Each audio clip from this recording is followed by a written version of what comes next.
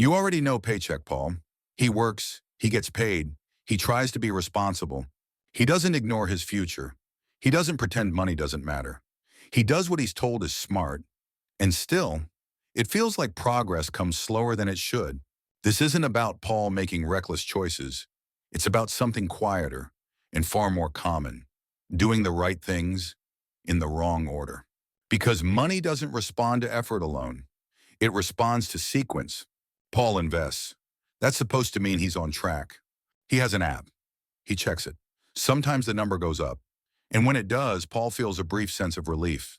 Like maybe things are finally working. But relief isn't stability. Relief fades. Stability holds. Investing feels productive. Saving feels boring. Paying off debt feels restrictive. So most people start with the thing that feels like progress, not the thing that creates safety. That isn't ignorance, it's human psychology. Money is unforgiving about timing. You can do the right things too early and still undermine yourself. Paul isn't failing because he lacks discipline. He's struggling because discipline applied at the wrong moment becomes pressure. Pressure forces speed. Speed invites mistakes. When money decisions are rushed, they stop being strategic. They become reactive. And reactive money always costs more than planned money. While Paul invests, something else is happening quietly. Interest accumulates. Bills wait patiently. Risk builds invisibly. Nothing dramatic happens at first. That's the trap, because delayed consequences feel manageable until they aren't. Paul doesn't see progress reversing. He just feels heavier, and he assumes that means he needs to try harder. Savings don't make Paul wealthy. They make him calm. They create space between a surprise and panic. When something breaks, Paul doesn't rush. He doesn't sell investments at the wrong time. He doesn't swipe a card out of fear. He pauses. That pause is powerful. Money works best when decisions aren't rushed. Savings aren't about preparing for disaster. They're about preventing bad behavior. Debt isn't just expensive. It's loud. It demands attention. It compresses timelines. It forces urgency. Paul tells himself he'll deal with it later. Later is costly. High-interest debt grows faster than most investments ever will.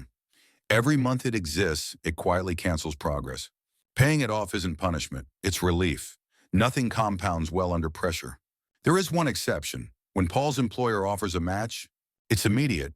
It's guaranteed.